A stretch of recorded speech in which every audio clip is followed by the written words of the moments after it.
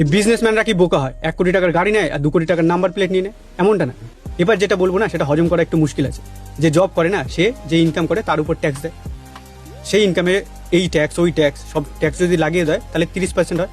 আর 50 লাখে 30% হচ্ছে 15 লাখ টাকা। তা 15 লাখ টাকায় তাকে ইনকাম ট্যাক্স দিতেই হবে, গভর্নমেন্টকে কিছু করার নেই। এবার এই 50 লাখ টাকা যদি কোনো বিজনেসম্যান ইনকাম করে, সে কিন্তু ওই ইনকামের উপর ট্যাক্স দেয় না। তার ইনকাম থেকে খরচা বিয়োগ হবে, তারপর যে প্রফিটটা দেখবে সেই প্রফিটে ট্যাক্স দেয়। আর তার যদি খরচা নাও হয়, সে ইচ্ছে করেই খরচা করে, কোটি টাকার ঘড়ি নিয়ে নেয়, গাড়ি নিয়ে নেয়, প্রপার্টি নিয়ে নেয়, ল্যাপটপ নিয়ে নেয়, ঘুরতে চলে যায়। এই সব খরচা আমি ধরলাম মোট 40 লাখ টাকা খরচা হয়েছে। এবার এই 40 লাখ টাকা না সে এক্সপেন্সিভ ক্লেম করে দেবে, মানে তার ইনকাম থেকে মাইনাস হয়ে যাবে। তো 50 লাখ টাকা থেকে 40 টাকা বিয়োগ হয়ে গেলে থাকে 10 লাখ টাকা। এবারে এই 10 লাখ টাকার উপর ট্যাক্স দেবে।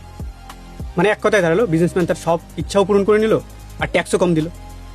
এবার একটা হজম করার মতো কথা বলছি। ধর কোনো একটা ছেলে 20,000 টাকা ইনকাম করছে, সে গভর্নমেন্টে করুক প্রাইভেটে করুক, সে কিন্তু ইনকাম ট্যাক্স দিয়েই সেই টাকা ইনকাম করছে, মানে গভর্নমেন্টকে ট্যাক্স দিয়েই সেই টাকা ইনকাম করছে।